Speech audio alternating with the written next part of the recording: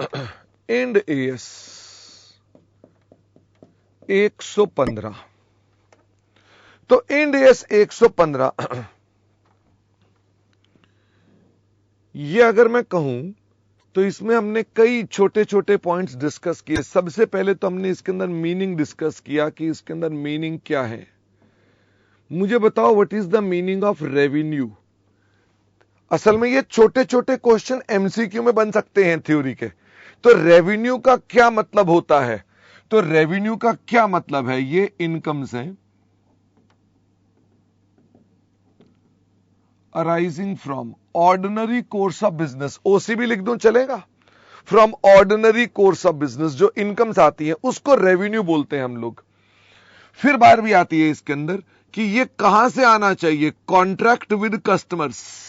Revenue from contracts with customers. तो भाई contract क्या होता है?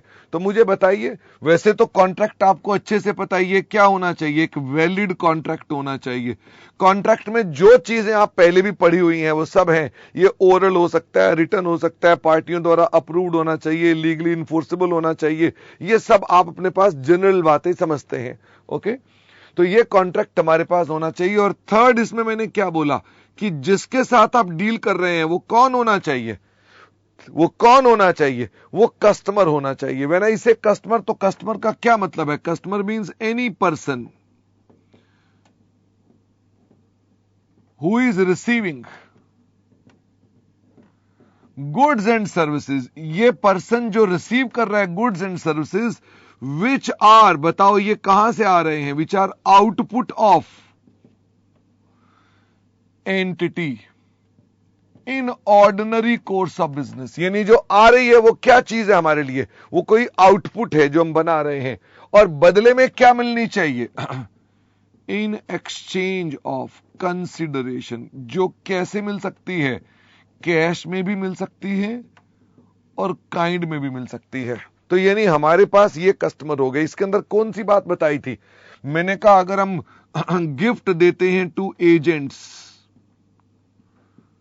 Are not customers. ये कौन से गिफ्ट हैं? जो हमारे ही प्रोडक्ट हैं, आउटपुट ऑफ एंटिटी, हमारी एंटिटी के प्रोडक्ट हैं। जैसे मैंने कहा था मैं अपनी किताबें, तो मेरी आउटपुट होनी जरूरी है। मैं दिवाली के गिफ्ट भेज रहा हूं तो कवर होंगे इसमें क्या? दिवाली के गिफ्ट नहीं, जो मेरी आउटपुट है ये दी मैंने उनको। ओके हाँ, इसमें एक बच्चे ने कहा सैंपल्स भी ले आओ, तो सैंपल्स भी हमारे पास कवर नहीं होंगे। अच्छा, सैंपल्स दिए तो मैंने कस्टमर को हैं, फिर कवर क्यों नहीं होंगे? क्योंकि उसमें कंसिडरेशन नहीं होती है। ठीक है तो हम बोलते हैं कि ऐसा है। अब मुझे ये बताओ, कई बार ऐसा हो सकता है कि ये सारी कंडीशन पूरी हो सकती हैं, फिर भी कुछ चीजें आउट ऑफ स्कोप हैं।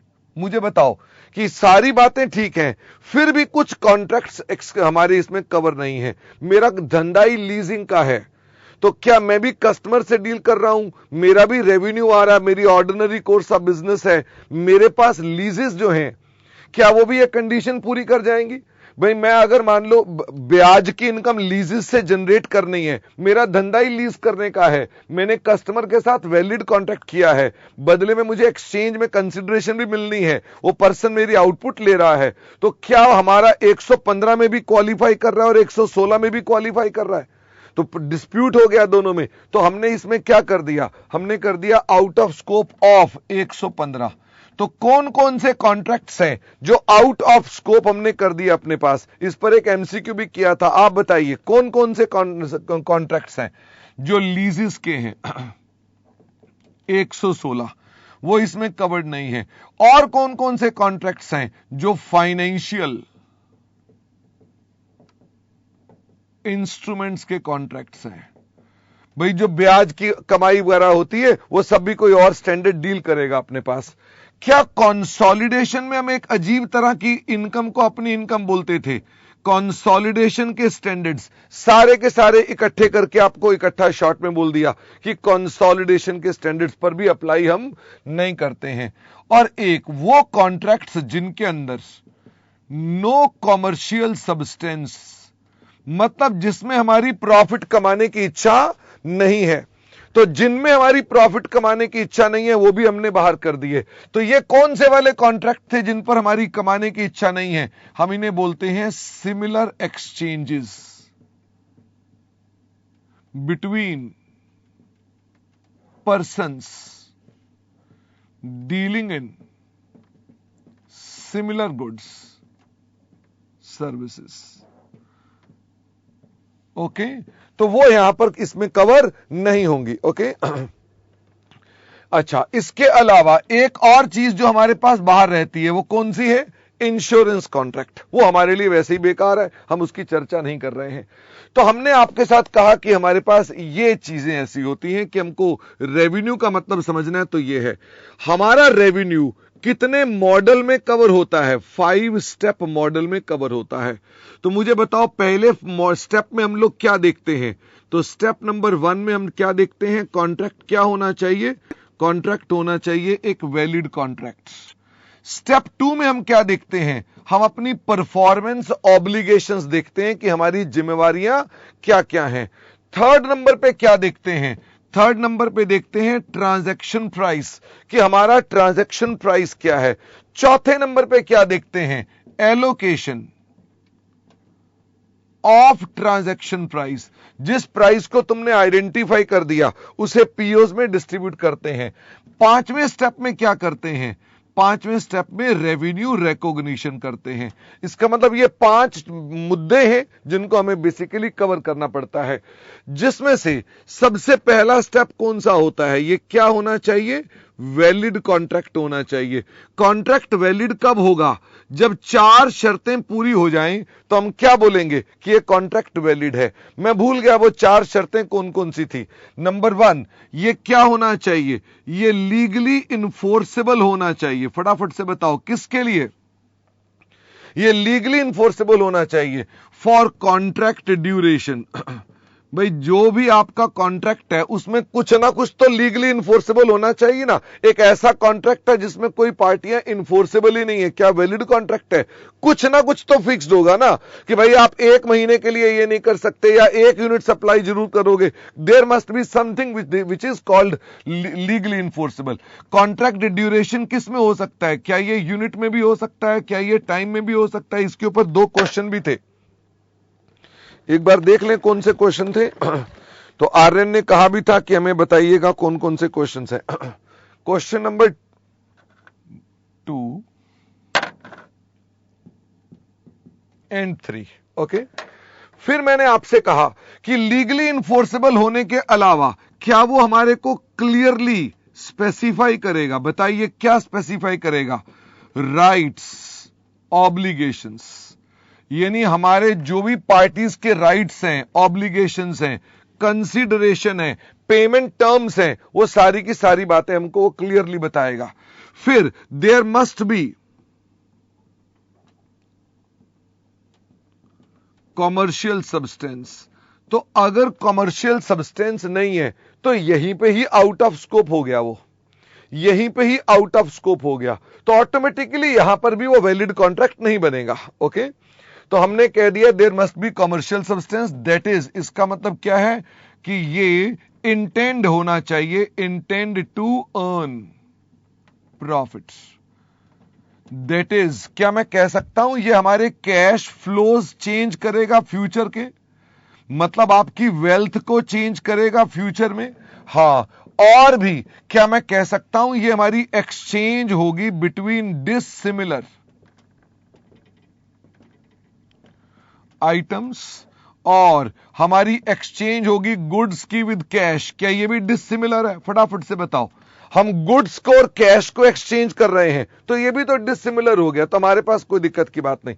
पर हम गुड्स दे रहे हैं और गुड्स ही लेने हैं, हमने वही वाले गुड्स लेने हैं, तो क्या वो हमारी कॉमर्शियल सब्सटेंस एग्जिस्ट करता है? नहीं करता है, उनको छोड़ देते हैं, बाकी सारी एक्सचेंजेस यहां पर कवर हो जाती हैं।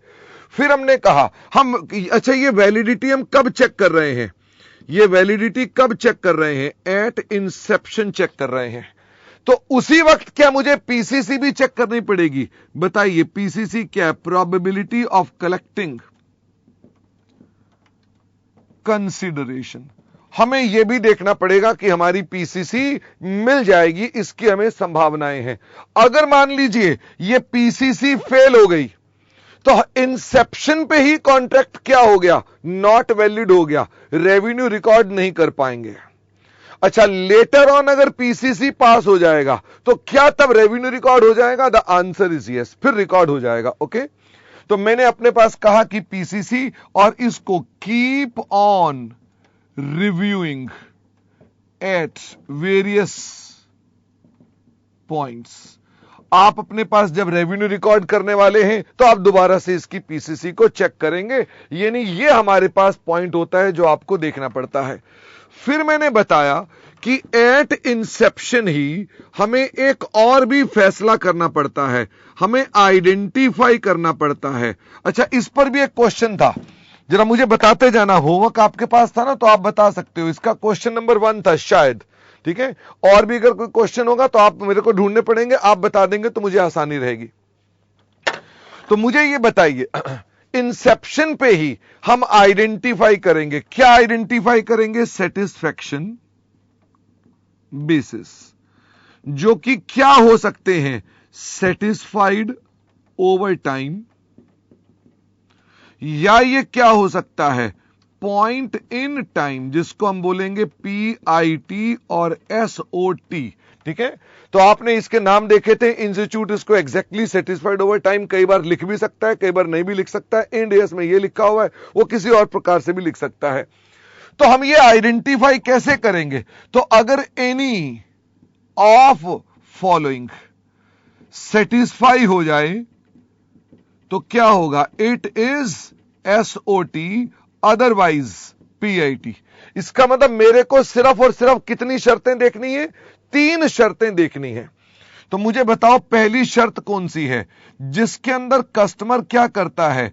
रिसीव करता है एंड कंज्यूम करता है बेनिफिट्स साइमल्टेनियसली। इसका मतलब यह क्या हो गया? That is no rework needed, यानी वो काम जो हमने कर दिया वो किसी और को करने की आवश्यकता नहीं है। और मैंने आपको इसके कंटेक्स्ट में एक बात कही कि अपने पास यहां जब रीवर्क करते हो तो आप क्या एज्यूम करते हो कि इसको अगर किसी और से काम कराएं तो उसके लिए चीजें एग्जिस्ट करती हैं और लोग ऐसा काम कर सकते हैं। तो आपने देखना है कि ये जितना काम हुआ था कि अगर किसी और से काम कराएं तो हो सकता है, तो आपको ये चेक करना है। इसी को मैंने शॉर्ट में बोला। इसमें कौन से कॉन्ट्रैक्ट्स आ जाएंगे? तो इसमें सारे के सारे सर्विस कॉन्ट्रैक्ट्स आ जाएंगे। ओके, किसी भी चीज की सर्विस के कॉन्ट्रैक्ट यहां आ जाएंगे। डॉक्टर की सर्विस, ऑपरेशन की सर्विस, वकील की सर्विस, कार की सर्विस, मशीन की सर्विस, ये सब इसके अंदर आ जाएंगे, ठीक है। हाँ, कार सर्विस की, मशीन की सर्विस दूसरे में भी आ सकती है। अब मुझे ये बताइए, तो इसके अंदर हम बोल देंगे कि दिस इज कॉल्ड SOT। अच्छा, फिर मुझे बताओ इसके अंदर सेकंड वाले में क्या था? Customer has assets on which entity is enhancing value, यानी उसकी वैल्यू कौन इनहेंस कर रहा है? वो इनहेंस कर रहा है एंटिटी पर, कस्टमर का कंट्रोल है उसके ऊपर, ठीक है ना। Control on assets is with customer. तो इसमें कौन से आ जाएंगे? इसमें आपके सारे के सारे कंस्ट्रक्शन कॉन्ट्रैक्ट्स आ जाएंगे, ठीक है। तो ये सर्विस कॉन्ट्रैक्ट आ गए, ये कंस्ट्रक्शन कॉन्ट्रैक्ट्स आ गए। इसके अलावा हमने कहा थर्ड केस कि जो एसेट क्रिएट हो रहा है by entity has no alternative use to entity, entity को इसका फायदा नहीं है, and entity has legal rights to seek its payments. अगर काम बीच में रुका तो उसके पैसे वो ले सकता है। तो मुझे बताइए ये हमारे पास क्या आ गया? ये हमारे पास SOT माना जाएगा, ठीक है। तो ये हमारे पास आप कह सकते हो कि कुछ ऐसे स्पेशल एसेट्स होते हैं जिसकी पेमेंट इनफोर्स की जा सकती है। इसके अंदर प्रमुखता से मैंने आपको ऑडिट का एग्जांपल दिया था कि जो ऑडिट है, जो ऑडिटर्स हैं, उनके पास उस ऑडिट का कोई यूज नहीं है। अगर उनके पास लीगल राइट है तो वो एसओटी पर आएगा, वरना पीआईटी पर आएगा। मुझे ये बताइए इसके क्वेश्चंस कौन कौन से थे? इसके जो क्वेश्चंस थे, कुछ आप मुझे मदद कर देंगे? क्वेश्चन तो बहुत सारे लिखे हुए हैं मैंने, 59, 60, 59 शायद इसका क्वेश्चन था, क्वेश्चन 59 इसका क्वेश्चन था। 60 नंबर क्वेश्चन जो था, तो 60 नंबर क्वेश्चन जो है, 60 नंबर क्वेश्चन भी उसने इसी का बोला हुआ है, कोरियर कंपनी का बना रखा है, ठीक है। फिर 61 नंबर क्वेश्चन जो था ये ऑडिटर का क्वेश्चन था। फिर 62 नंबर जो क्वेश्चन है ये कोई उसने सैटेलाइट कंपनी के बारे में बात करी थी, ये भी स्पेशल एसेट था। 63 जो क्वेश्चन था वो तो पीआईटी में आ गया था, तो 63 क्वेश्चन इसमें आ गया था। 64 क्वेश्चन क्या था? 64 क्वेश्चन जिम का है, फटाफट से बताना, जिम के अंदर क्या कस्टमर रिसीव करता है benefit simultaneously? The answer is yes. तो जिम इसमें आ गया, तो जिम का क्वेश्चन 64 नंबर था। इसके अलावा हमारे पास क्वेश्चन नंबर 114, क्वेश्चन नंबर 114 ये किसका था? तो क्वेश्चन नंबर 114 हमारे पास, ये भी ऑडिटर का था, तो 114 भी ऑडिटर का क्वेश्चन है। ओके, तो हमने कहा कि इतने सारे क्वेश्चंस थे जो हमने अपने पास किए थे। अभी इसके आगे की भी चर्चा हमने की थी, मुझे फटाफट से बताओ इसके आगे की चर्चा हमने क्या की थी? हमने कहा था एट इंसेप्शन ही आपको एक और भी काम करना है, एट इंसेप्शन ही एक काम और भी करना है। वो क्या है? If satisfaction basis is SOT, then calculate या then identify measure of progress। यानी डिग्री कैसे निकालनी है आप उसका तरीका अभी ढूंढ लेंगे, इसको हम क्या बोलेंगे? एमओपी। अच्छा, डिग्री भी पहले ही निकाल देनी है क्या? इंसेप्शन पे डिग्री निकाल देनी है? नहीं नहीं नहीं, डिग्री कब कैलकुलेट होगी फटाफट से बताओ? डिग्री तो कैलकुलेट ईयर एंड पर ही होगी, लेकिन आप उसका मेजर आइडेंटिफाई कर लेंगे कि आप कैसे डिग्री को आइडेंटिफाई करेंगे। जैसे बाई चांस की बात है, आज सुबह ही मैंने आपसे यह बोला कि जो सीरीज की आइटम्स होती हैं, जो सीरीज में सर्विसेज होती हैं, उनका एमओपी क्या होता है? फटाफट से बताओ। उनका एमओपी होता है एसएलएम। मतलब यह कि कोई भी चीज सीरीज है, जैसे जिम है, तो मुझे बताओ जिम सीरीज में चल रहा है, हर महीने आपने जाना है, आपने पैसे देने हैं, तो आप रेवेन्यू को कैसे रिकॉर्ड करोगे? आप डिग्री थोड़ा ना निकालोगे उसकी, तो आप उसके अंदर एसओटी है तो एसओटी, जिम में जाना एसओटी है, लेकिन आप उसका एमओपी क्या लोगे? आप एसएलएम बेसिस लोगे, हर महीने रेवेन्यू रिकॉर्ड करते रहोगे। This is called series. हां, अजफर ने कहा जैसे इंटरनेट भी हो सकता है, तो जैसे कि इंटरनेट हो सकता है या जिम हो सकता है, बहुत है इतना, कोई भी सीरीज की चीज हो सकती है जिसके अंदर आप वही चीज, वही सर्विस हर बार लेते चले जा रहे हैं। क्लाउड सर्विसेज और ये सब भी इसके अंदर आ जाएंगी। बाकियों के केस में आपको थोड़ा सोचना पड़ता है। दो तरह के मेथड्स दिए गए हैं, एक का नाम क्या है? आउटपुट मेथड, और दूसरे का नाम क्या है? Input method. तो जब हम बात करते हैं आउटपुट मेथड, तो इसके लिए आपको ऑब्जर्वेबल डेटा चाहिए, मतलब डेटा फ्रॉम एक्सटर्नल सोर्सेस चाहिए, यानी आप बाहर से डेटा जनरेट करोगे, that is called observable data. तो आप अपने पास इस डेटा से अपना काम करेंगे। इसमें डिग्री निकालने के कितने तरीके हैं? निकालनी डिग्री है तो इसमें आप बेसिकली सर्वे मेथड करते हैं। सर्वे मेथड में क्या होगा? सर्वे मेथड में आप सर्वेयर से पूछते हैं कि भाई साहब डिग्री बताओ। वैसे आप बताओ, आपको मालूम है सर्वेयर जो होता है वो डिग्री कैसे बताता है? वो सर्वेयर आपको बता देता है वर्क सर्टिफाइड। अगर आपको पता है कि आपका टोटल रेवेन्यू इतना होने वाला है उस कॉन्ट्रैक्ट से, तो डिग्री निकल जाएगी उसके अंदर। जैसे मान लो 20 लाख का कॉन्ट्रैक्ट है, सर्वेयर ने कहा 2 लाख का वर्क सर्टिफाई हो गया। I am using the word certified, क्या ये कॉस्ट इनकर्ड है? The answer is no. मैंने कहा out of 20 lakh he is saying that we have done the work for 2 lakhs। तो आउट ऑफ 20 लाख अगर 2 लाख का काम हो गया तो what is my degree of completion? My degree of completion is 10%। इसको सर्वे मेथड बोलते हैं।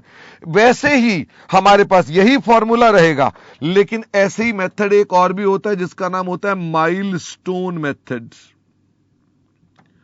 मेथड ऐसा ही है कि कितना माइलस्टोन सर्टिफाइड है डिवाइडेड बाय टोटल रेवेन्यू। तो यानी उसने कहा हमारा 3 लाख का माइलस्टोन अचीव हो गया है, तो 3 लाख का माइलस्टोन अचीव हो गया तो 3 लाख डिवाइडेड बाय 20 लाख, वो हमारी डिग्री निकल आएगी। वैसे ही हमारे पास यूनिट प्रोड्यूस्ड से भी हो सकता है। मान लीजिए कॉन्ट्रैक्ट है 100 यूनिट्स का, हम 40 यूनिट बना चुके हैं, तो मुझे बताओ कितने डिग्री कंप्लीट हो चुका है? मैंने कहा 100 यूनिट्स का कॉन्ट्रैक्ट है जो लीगली इन्फोर्सेबल है, 40 यूनिट आप बना चुके हैं तो 40% है। तो क्या इनमें डिग्री निकालने में कोई दिक्कत तो नहीं आती है? ये नॉर्मली निकल आते हैं, ये बहुत सिंपल होता है। अच्छा, एक होता है इनपुट मेथड। तो इनपुट मेथड में हमारे पास 2 मेथड्स हो गए। एक हो गया labour or method. Labour or method में अगर डिग्री निकालनी हो तो कैसे ढूंढी जाएगी कि लेबर आर्स कितने इनकर्ड हैं, डिवाइडेड बाय, किससे डिवाइड करोगे? Total labour hours. किससे डिवाइड कर दोगे? टोटल लेबर आवर्स से। तो आपको इससे भी हो जाएगा। Wait, it's not like 3 milestones. as per बेटा 3 आउट ऑफ 5 जो आप बोल रहे हैं वो माइलस्टोन आइडेंटिफाई करके देगा ना, तो हमें कुछ पता नहीं होगा तो हम बोलेंगे कि ठीक है उन माइलस्टोन को रुपयों में कन्वर्ट करके ले लो। 3 माइलस्टोन यानी कि 3 लाख रुपए हो गए, आउट ऑफ 5 माइलस्टोन मान लो 5 लाख हो गए, इस तरह से मैंने बोला। अच्छा, लेबर आर मेथड हमारे पास आ गया। और मुझे बताओ एक और भी मेथड था, चेयर दे दीजिए। एक और भी मेथड है जो बहुत ज्यादा आपके लिए इंपॉर्टेंट है। वो कौन सा मेथड था? वो था कॉस्ट। हाँ, क्या नाम था? वेरी गुड, उसका नाम था, उसको ब्लैक पेन से लिखते हैं अभी तो, cost to cost input method. Input तो ये भी है, लेबर आर इनपुट मेथड, ठीक है। तो इसके अंदर हमारे पास फॉर्मूला क्या होता है? इसमें हमारा फॉर्मूला क्या होना चाहिए? ये वही है जो तुम पहले भी पढ़ते थे। तो जिसमें क्या फॉर्मूला होगा? जिसमें फॉर्मूला होगा cost incurred divided by total क्या? टोटल क्या? टोटल क्या? रेवेन्यू, लेबर आर या क्या? Divided by total estimated costs. Okay, आपको याद आ रहा ना, इंटर में भी क्या लेते थे? टोटल एस्टिमेटेड कॉस्ट लेते थे। हम इससे अपने पास कॉस्ट टू कॉस्ट मेथड से कैलकुलेशन करेंगे। मेरे पास इसमें एक मुद्दा रह गया था, अगर आपको याद हो, बिल्कुल आखिरी में आकर मेरे पास एक पॉइंट रह गया था कि मैंने कहा भाई इसके अंदर कुछ स्पेशल चीज भी होती है, तो क्या मैं उसको भी साथ में कवर कर दूं? एक पॉइंट मेरा अगर आपको याद हो तो मैंने रीड करके कहा था इस फॉर्मूले में एक इश्यू है जिसकी डिस्कशन अभी होनी है। तो टाइम समाप्त हो गया था तो मैं उसकी बात कर रहा हूं। यदि ये पॉइंट रेड पेन से इसलिए क्योंकि नया पॉइंट है आपके लिए, यदि कोई ऐसा कॉस्ट का एलिमेंट है जो कि सब्सटेंशियल कॉस्ट इनकर करता है,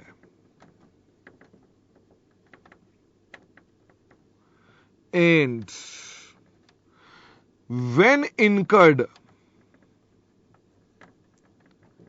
its control will be with customer and it does not needs major modifications। तो ऐसे में हम अपने पास इस फॉर्मूला में उसे एक्सक्लूड कर देंगे इन सीटीसी मेथड। मैं अभी इसको ना फिर अभी समझाऊंगा ही अलग से। मुझे लग रहा है कि फिर यहां पर मेरे पास सब अब रिकॉर्डिंग में पूरा कर देता हूं, लेकिन मैं इसको अपने पास अभी थोड़ी देर में समझाता हूं कि मैंने ये कैसे कैलकुलेशन करनी है अपने पास। वैसे मुझे ये बता दीजिए कि आप जोन सा भी ये मेथड लेते हैं, क्या ये कंसिस्टेंट एंड रिलायबल होने चाहिए? फटाफट से बताओ, क्या ये कंसिस्टेंट एंड रिलायबल होने चाहिए methods? The answer is yes.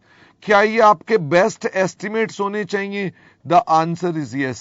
क्या अगर चेंज होता है तो क्या वो चेंज इन अकाउंटिंग एस्टिमेट कहलाता है? The answer is yes.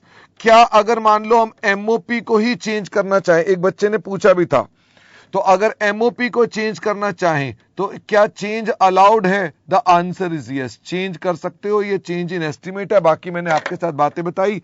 और अभी रेड पेन वाला मैंने डिस्कस करना है, इस पर मैंने कोई भी क्वेश्चन शायद आपको नहीं दिया था। फिर हमने आपसे कहा था कि हमें कुछ जर्नल एंट्रीज भी हैं जो हमको आवश्यकता पड़ती है। तो मुझे फटाफट से बताइए कौन कौन सी जर्नल एंट्रीज हैं जिनकी हमको आवश्यकता पड़ती है। तो मैंने कहा मान लो कोई एडवांस मिल रहा है, तो एडवांस की जर्नल एंट्री क्या होगी? फटाफट से बताना, एडवांस की जर्नल एंट्री क्या होगी? तो अगर एडवांस की एंट्री डालनी हो तो कोई भी नहीं बता रहा है, तो एडवांस में पैसा लिया हमने, तो bank account debit to contract liability, ये आज सुबह भी चर्चा चल रही थी, यानी ये एंट्री होगी। अच्छा, रेवेन्यू रिकॉग्निशन की एंट्री क्या होगी? Contract asset account debit. क्या ये फाइनली बैलेंस शीट में contract asset contract liability setup हो जाएंगे? The answer is yes. आप ये भी लिख सकते हैं कि सर मैं पहले ही लायबिलिटी लिख दूं, वो भी चलेगा, कोई दिक्कत की बात नहीं है।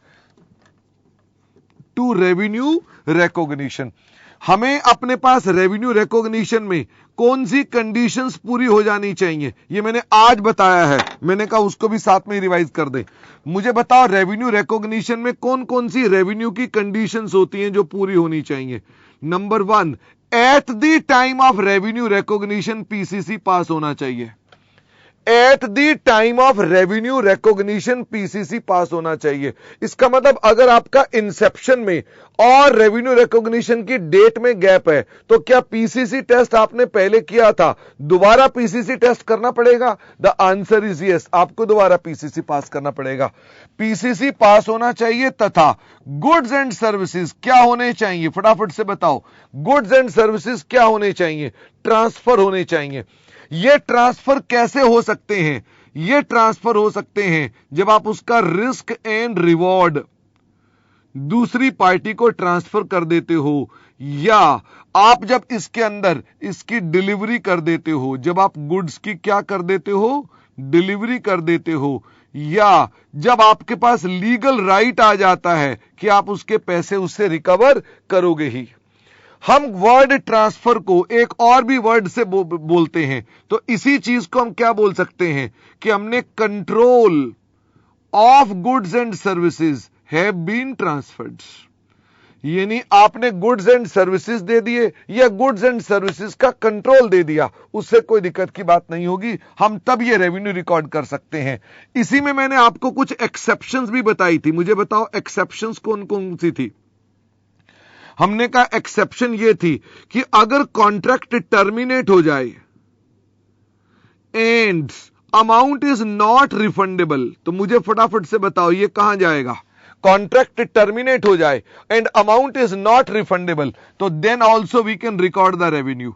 या फिर हमने गुड्स एंड सर्विसेज डिलीवर कर दिए हैं या ट्रांसफर कर दिए हैं एंड अमाउंट जो रिसीव किया था वो सब्सटेंशियल था एंड हमारे पास वो अमाउंट रिफंडेबल नहीं है, नॉन रिफंडेबल, तो क्या तब भी मैं रेवेन्यू रिकॉग्निशन कर सकता हूं? The answer is yes. मुझे ये बताना, मैंने इसको एक्सेप्शन बोला है। ये एक्सेप्शन का मतलब ये कि इसमें पीसीसी की कंडीशन चेक करनी है कि नहीं करनी है? फटाफट से बताओ। मैंने ऊपर लिखा था रेवेन्यू रिकॉग्निशन करना है तो पीसीसी पास करो और ये करो। यहां बोल रहा हूं कि नहीं नहीं आप ऐसे भी कर सकते हैं, तो पीसीसी पास तो मैंने बोला ही नहीं यहां पर। तो क्या बिना पीसीसी पास के भी रेवेन्यू रिकॉर्ड हो सकता है? हो सकता है। इन सिचुएशंस में बिना पीसीसी पास के भी रेवेन्यू रिकॉग्निशन हो सकती है। मैंने कहा ये कंडीशंस होती हैं। अच्छा, जब हम बिलिंग करते हैं, इसको आप इंटर में क्या बोलते थे? Progress billing. जब आप बिलिंग करते हैं तो मुझे बताओ रेवेन्यू आपकी एंट्री क्या बनती है? बताई हुई थी कल आपको।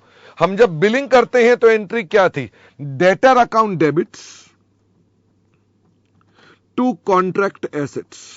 अच्छा, जब आपको उसकी पेमेंट मिल जाती है तो पेमेंट कहां पर जाएगी? फटाफट से बताओ। जब पेमेंट मिल जाएगी तो पेमेंट कहां जाएगी? Bank account debits to debtor to contract asset. भाई अगर मान लो आपने डेटर बुक ही नहीं किया था और पैसा मिल गया तो आप सीधा कॉन्ट्रैक्ट एसेट भी लिख दोगे तो कोई दिक्कत मेरे को नहीं है। मुझे ये बताओ, जो कॉन्ट्रैक्ट एसेट्स और कॉन्ट्रैक्ट लायबिलिटीज हैं, क्या ये इंड एस 109 में आते हैं? फटाफट से बताओ। क्या ये फाइनेंशियल एसेट्स हैं, मेरा ये सवाल है, या फाइनेंशियल लायबिलिटीज हैं? क्या मेरे पास contract assets, contract liability, financial asset, कोई आंसर ही नहीं दे रहा भाई। आपको ये सब बताया हुआ है, ये मेरे पास नहीं है। 109 नंबर के ये आउट ऑफ स्कोप में है।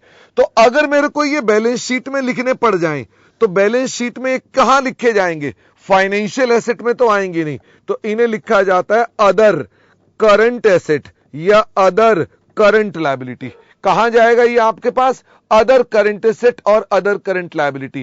क्या इनमें भी संधि विच्छेद होता है कि 12 महीने से ऊपर वाले हैं कि 12 महीने से नीचे वाले हैं? The answer is no. इनमें संधि विच्छेद क्यों नहीं होता? क्योंकि माना जाता है ये विद इन ऑपरेटिंग साइकिल है, ये हमेशा आपके करंट एसेट की डेफिनेशन या करंट लायबिलिटी की डेफिनेशन में कवर हो जाते हैं, इसलिए ये अदर सीए अदर सीएल में चले जाते हैं। तो यहां तक की मैंने चर्चा कर दी। बीच में वो रेड पेन वाला मैंने आपके साथ डिस्कस नहीं किया हुआ था, तो मैं उसकी चर्चा कर देता हूं, तो मेरे पास समाप्ति हो जाएगी इसकी।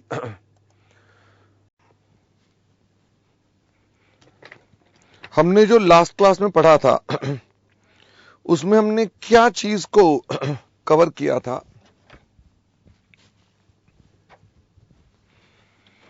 हमने डिस्कस किया था कि हम अपने पास ट्रांजैक्शन प्राइस को कैसे कैलकुलेट करते हैं। तो मुझे फटाफट से बताओ, ट्रांजैक्शन प्राइस को कैलकुलेट करने के लिए हमें क्या क्या चीज चाहिए? एक तो हमें चाहिए फिक्स्ड कंसीडरेशन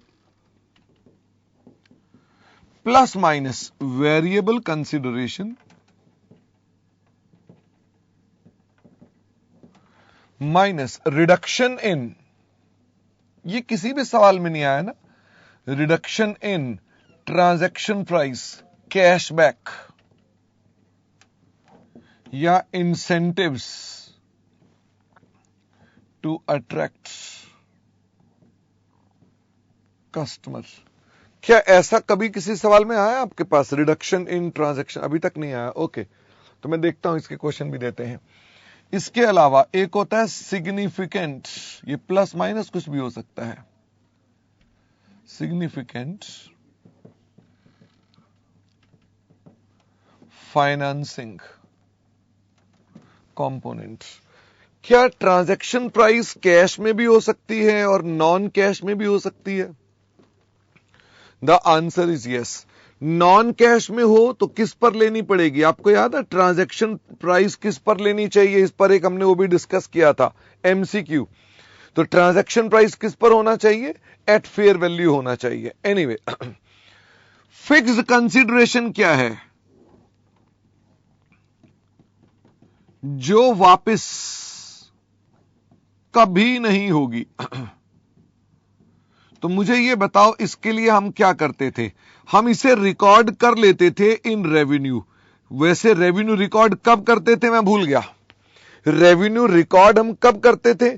जब उसकी कंडीशंस पूरी हो जाती थी।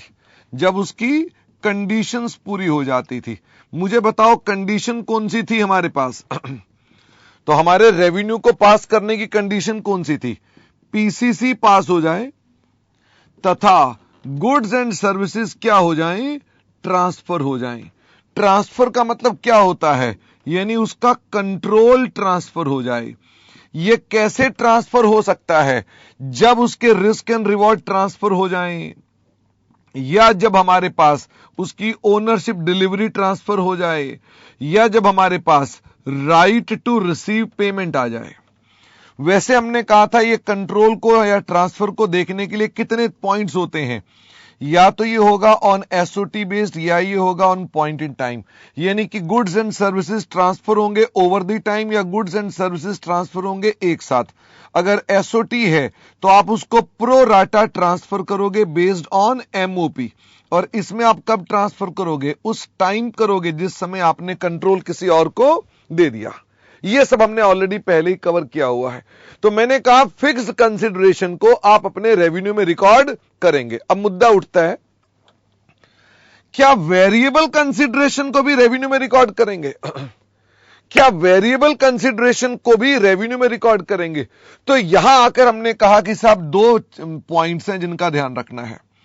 एक तो पहले ये कि इसका अमाउंट कितना है, कि वेरिएबल कंसीडरेशन है तो इसका अमाउंट कितना है।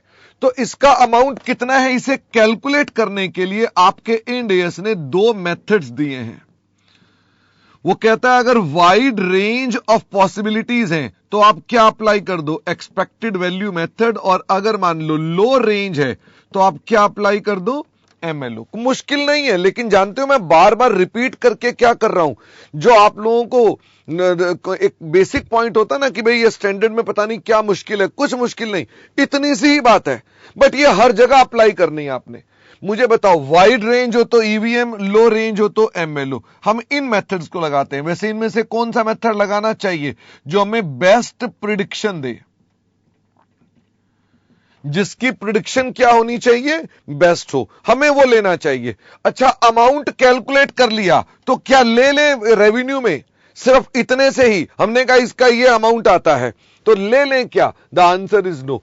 उसके बाद आपको क्या चेक करना है, सीईवीसी मींस आपने क्या चेक करना है, there is high probability that cumulative revenue of variable consideration will not get reversed when uncertainty is resolved, यानी भविष्य में ये वापस नहीं होगा। वैसे एक बात बताओ, अगर हो भी गया तो तुम क्या कर लोगे? एक दो क्वेश्चन हमने किए नहीं कि हमने अपने पास सीईवीसी कुछ और एस्टिमेट किया, बाद में ऐसा नहीं हुआ, तो कोई दिक्कत नहीं है, that will affect our revenue of the future. लेकिन आप रेवेन्यू रिकॉर्ड करते वक्त अपनी बेस्ट जजमेंट करेंगे। क्या ये जजमेंट की सिचुएशंस है? हां। अब मुझे ये बताओ, वेरिएबल कंसीडरेशन कितने प्रकार से आपका इंस्टीट्यूट आपको पूछ सकता है?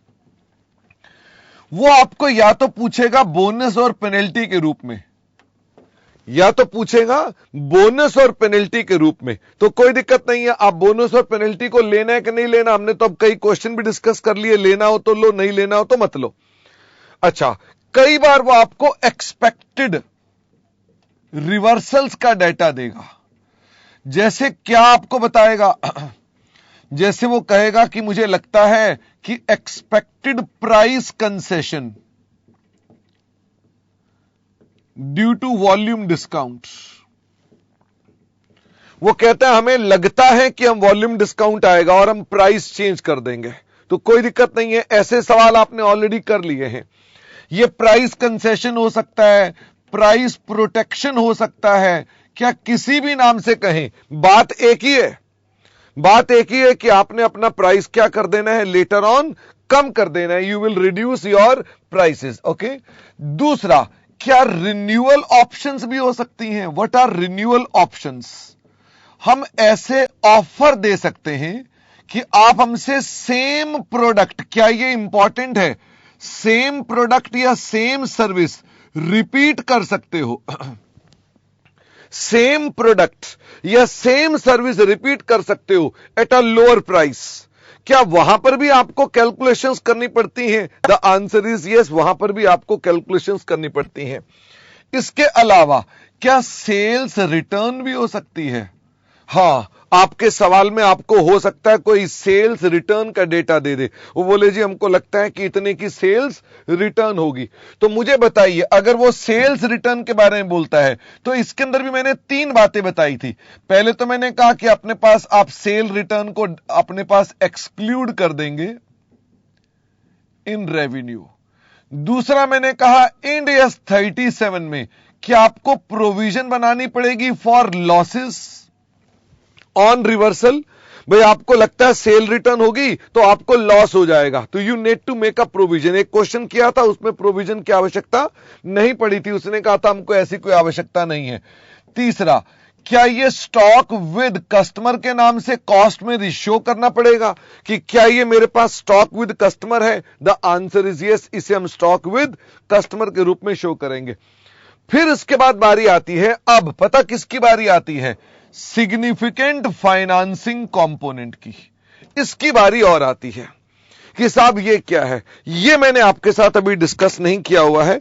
क्या आपको हम इसके ऊपर क्वेश्चन नंबर भी मार्क करवा दें? अब तो जरा 1 मिनट लगेगा, मैं आपको एक बार क्वेश्चन देख लूं। मेरे पास क्वेश्चंस की लिस्ट है बट मुझे मिलाना पड़ेगा।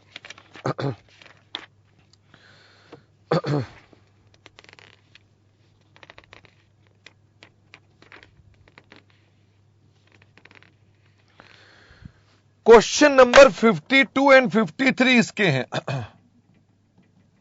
52 एंड 53 इसके हैं। सिग्निफिकेंट फाइनेंसिंग कंपोनेंट को हम बाद में देखेंगे, ठीक है। अच्छा, 2 क्वेश्चन और हैं, मैं ट्राई करूंगा उनको करवाने का। क्वेश्चन नंबर 22 एंड 82 इनके रॉन्ग सॉल्यूशंस हैं, और ये क्वेश्चन कई बार आए हुए हैं, रॉन्ग सॉल्यूशंस हैं। मैं आपको करेक्ट भी बताऊंगा और इनका रॉन्ग भी बताऊंगा, और आपको बोलूंगा रॉन्ग सॉल्यूशन, क्योंकि बार बार पूछा जा रहा है सवाल, क्योंकि ये 2 के अलावा भी हैं, बट हम उसको बोलेंगे कि आप उसको अपने पास क्या कर लो, उसे रिपीट करते रहो कि हां ठीक है, उसे आपने करना ही है। फिर मतलब आप गलती करके आने वाले हो उसमें, ठीक है। क्वेश्चन नंबर तो ये 29 वाला क्वेश्चन जो था, ये कौन सा वाला क्वेश्चन था? ये बोनस वाला क्वेश्चन था।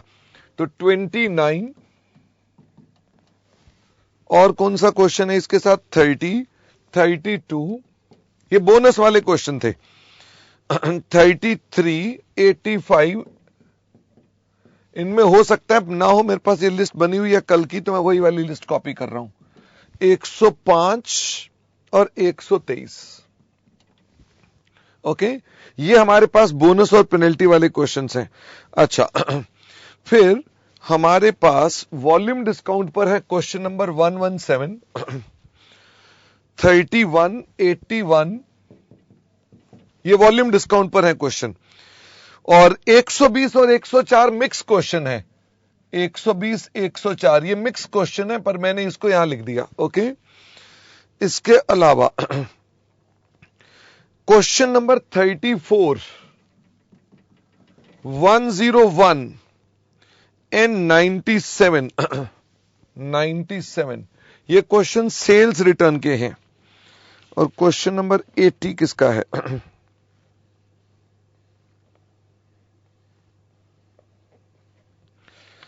80 आपका प्राइस कंसेशन वाले हैं। 80, 83, 84, 80, 83, 84। तो हमारे पास मैं अगर कहूं तो ये क्वेश्चंस हैं, बस ये क्वेश्चंस हैं। तो आप अपने पास क्या अब सिवाय सिग्निफिकेंट फाइनेंसिंग कंपोनेंट की, जिसकी मैं चर्चा करवा दूंगा आपको, सिग्निफिकेंट फाइनेंसिंग कंपोनेंट पर जो क्वेश्चंस हैं वो हैं 37 से 47, 37 से 47, और साथ में ही 90, 91, 121, 103, 110, यानी these are your total questions. आपका मोस्टली चैप्टर 70% क्वेश्चंस खत्म हो चुके हैं इस चैप्टर के। तो क्या मैं अपने पास इसका भी प्रिंट आउट ले लूं? तो ये क्वेश्चंस को एक बार देखिएगा तो आपको पता चलेगा इसमें कोई ऐसा प्रॉब्लम नहीं है। ये मैं वीडियो बंद कर देता हूं। चल जा भाई। हमने आपके साथ जो लास्ट डिस्कशन कर रहे थे 115 में, हमने आपके साथ ये कहा था कि हमारे ट्रांजैक्शन प्राइस में कभी कभी एसएफसी भी होता है और कभी कभी हमारे पास नॉन कैश कंसिडरेशन भी होती है, जिसे आप एक्सचेंज भी बोलते हो।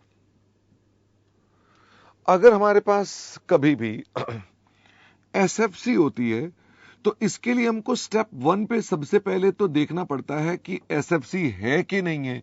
तो आपको सबसे पहले क्या देखना पड़ता है? गैप। किसमें गैप देखते हो?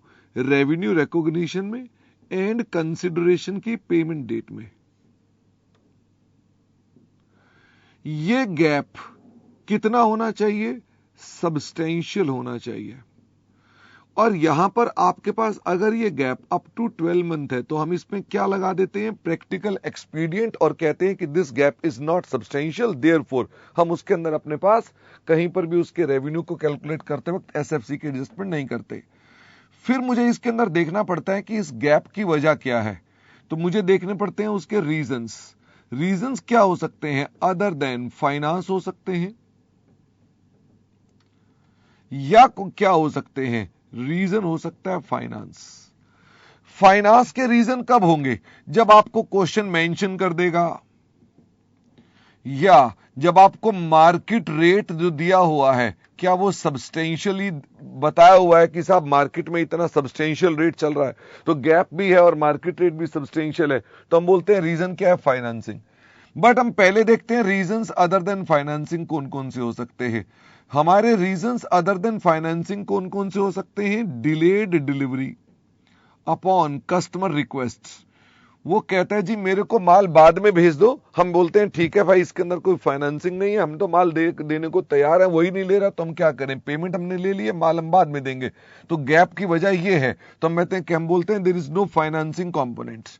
नंबर 2 हम बोलते हैं कि there can be some technical reasons, जैसे कि सेल बेस्ड रॉयल्टी। अब सेल पता चलेगी तो उसकी रॉयल्टी तो भाई 12 महीने के बाद ही आएगी, जब सेल बेस्ड होगा तो रॉयल्टी तो उसकी बाद में ही आएगी, तो हम बोलते हैं कि ये भी हमारे पास एसएफसी नहीं है। या ये प्रोटेक्शन हो सकती है, प्रोटेक्शन किसको कर रहे हो, क्या ये प्रोटेक्शन कस्टमर की भी हो सकती है या ये सेलर की भी हो सकती है, द आंसर इज यस, किसी की भी प्रोटेक्शन हो सकती है, दोनों में से कोई भी अपने आप को प्रोटेक्ट करने के लिए कर सकता है।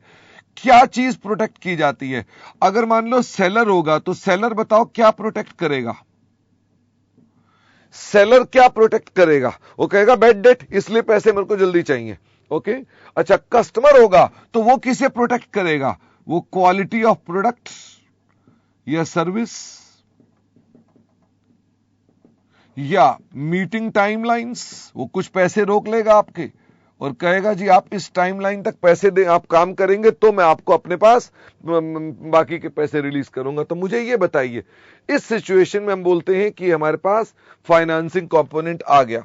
अच्छा मुझे ये बताओ अगर फाइनेंसिंग कंपोनेंट आ गया तो फिर मुझे अपने पास इसमें रेट ढूंढना पड़ता है किसका रेट क्या होगा, तो रेट तो क्या होगा, या तो गिवन होगा, गिवन होगा तो चेक करना पड़ेगा कि क्या ये अप्रोक्सीमेटली मार्केट रेट के बराबर है, अगर है तो यूज इट, अगर है तो यूज इट। अगर रेट गिवन ही नहीं है, नॉट गिवन, तो आप कैलकुलेट करोगे।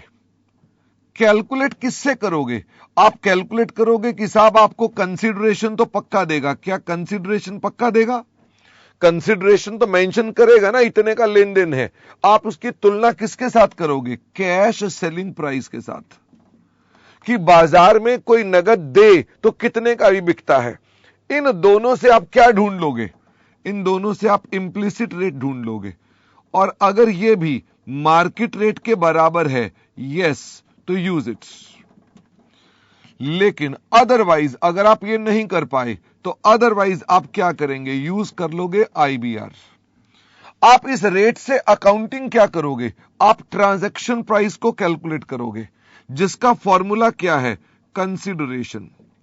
अगर मान लीजिए मैं आपसे कहूं कि हमने पेमेंट एडवांस में ली है, पेमेंट एडवांस में ली है, तो मुझे बताओ क्या करना पड़ेगा पेमेंट एडवांस में ली है तो ऐड करना पड़ेगा, और अगर पेमेंट डिलेड है तो फिर मुझे क्या करना पड़ेगा, माइनस एसएफसी करना पड़ेगा।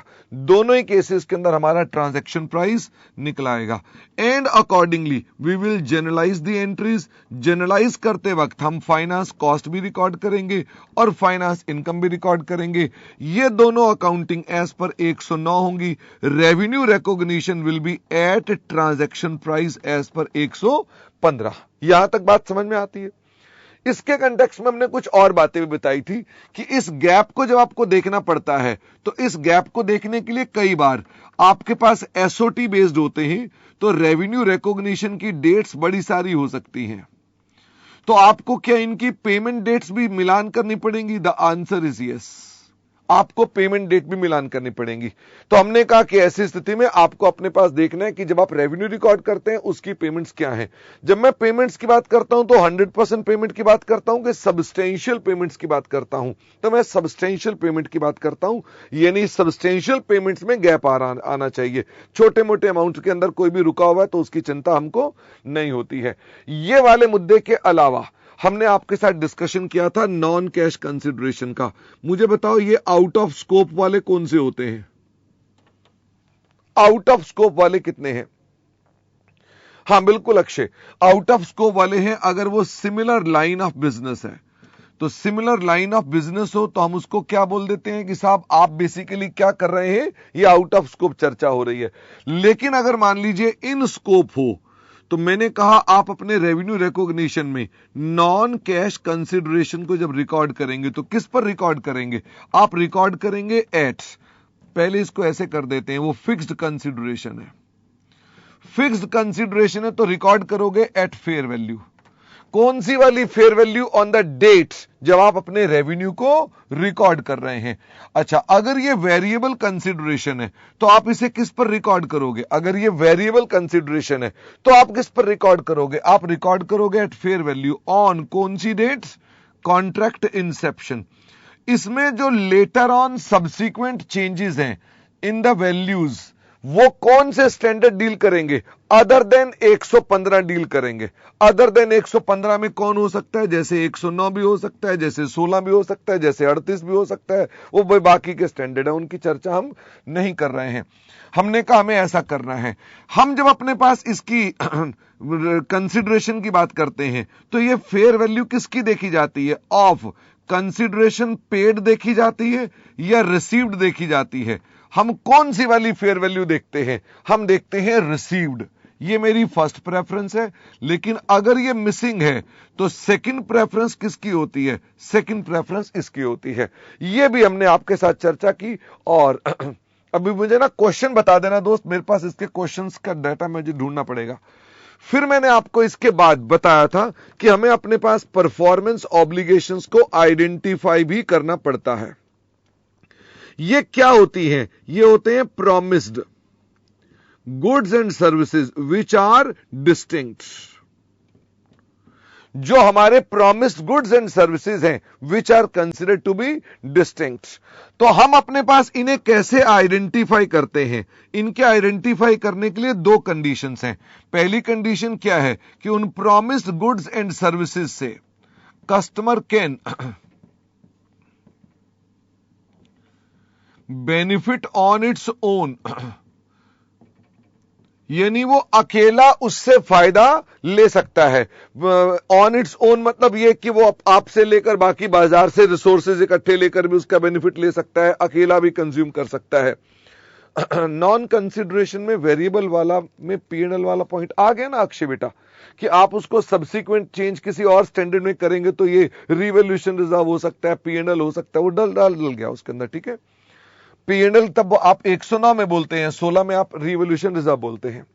तो मैंने कहा अपने पास हम प्रॉमिस्ड गुड्स एंड सर्विसेज में कस्टमर को क्या होना चाहिए? बेनिफिट। इसके लिए मैंने आपको जुगाड़ बताया था कि वो बाजार में क्या है, बाजार में सेपरेटली सेल होता है, सेपरेटली सेल होता है, ये देखते हैं। और दूसरा मैंने कहा जो हमारे गुड्स एंड सर्विसेज हैं, जो प्रॉमिस्ड गुड्स एंड सर्विसेज हैं, वो separately identifiable goods and services हैं। ठीक है, जो सेपरेटली आइडेंटिफाइबल है, मतलब ये कि we do not want, customer do not integration. उनके उन प्रॉमिसेस को वो कहता है इंटीग्रेट करके एक मत बनाओ,